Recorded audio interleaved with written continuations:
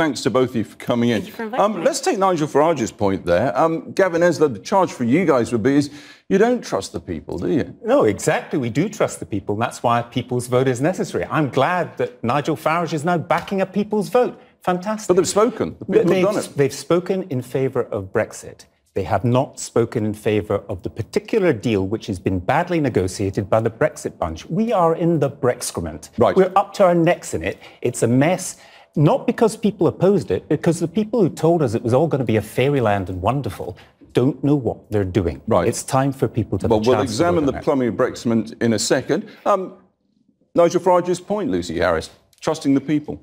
Well, you know, I think we've had a vote already. It was made very clear in the vote what we would be voting for. We voted to leave the ECJ, leave the single market and leave the customs union. It was made very clear on national TV, in newspapers, that we would be leaving those. I think independence comes as, you know, we have no connection to another country deciding our laws. That's what independence means, and I think that's what the general public thinks. Right, OK, well, just to kind of hone in on what we're talking about today, which as I understand it then, Gavin, is that what you want is a vote on the deal, not a rerun of the referendum. So if the deal's no good, the people say it's no good, you send them back to get a better Brexit deal. Well, you're in favour, you accept Brexit, right? I was very interested in that lady in the report there who said, this isn't the Brexit we voted for. It's not the Brexit anybody voted for because nobody knew what it was going to be about. But I'm trying to get this distinction.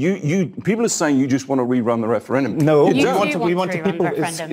want a people's vote on the deal that is negotiated by this government. Well, what have you got against democracy? I mean, Gavin, we're not on Newsnight now. Those days are over. But to take that point, it is a point well made. This is not a referendum on Brexit. Gavin Esler accepts Brexit. He says that people should have a chance to get the best possible Brexit deal, right? Send it back. Well, what's wrong with that? What Gavin is advocating is a three-way vote, which would mean you'd have... It's a clean Brexit.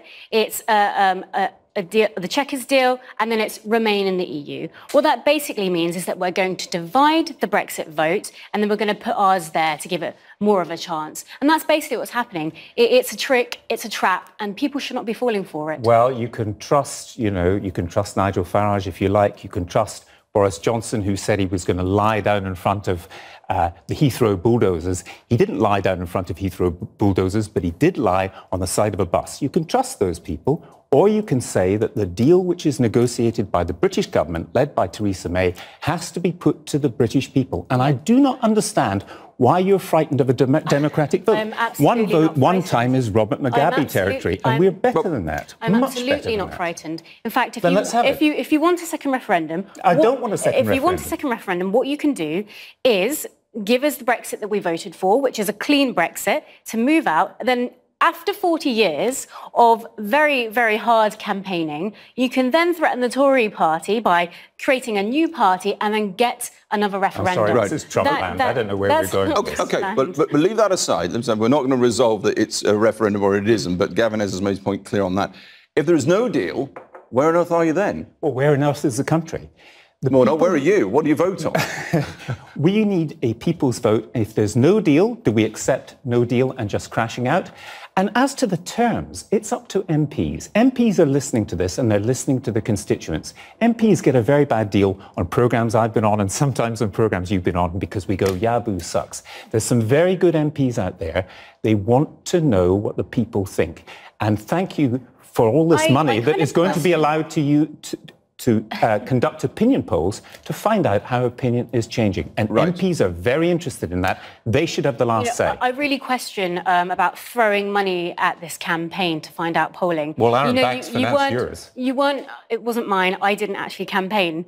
But, I really question how throwing £1 million at polling is going to help. You got the polling wrong the first time. You didn't connect with those people in the polling. They were never voters beforehand, but they were in the referendum.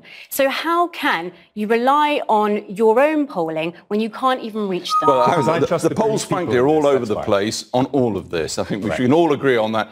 But let's get back to that point on a no Brexit deal. Where on earth does that leave you? I mean, you can't welcome that, or perhaps you can. Maybe you think, well, we'll be like Norway, Canada and Switzerland. What's so bad? Ideally, I'd love, I'd love us to be able to have a Canada plus deal. You know, it works both ways then. It benefits the EU, it benefits us as a country, and it works out both ways for us. The idea that that can't happen is not true. We could have that, but I think the EU is playing games with us. It doesn't want to give it to us because it's being political. It wants to show us up. That's what it's trying to do. Right, final point, 20 seconds, Gavin. Is there any chance at all of getting the vote you want? There's not, is there? I think there is absolutely a chance, and I don't care what the Brexit bunch say. I care what they do. Jacob Rees-Mogg is moving money to Ireland. Lord Ashcroft suggests let's invest in Malta. That's really so great. The Brexit is so great, they're moving their money elsewhere. Think about Gavin, that. That's extremely funny. Because I'll have to leave it there. Funny or not, polarised as ever. Thank you both very much for coming in. Thank you very much.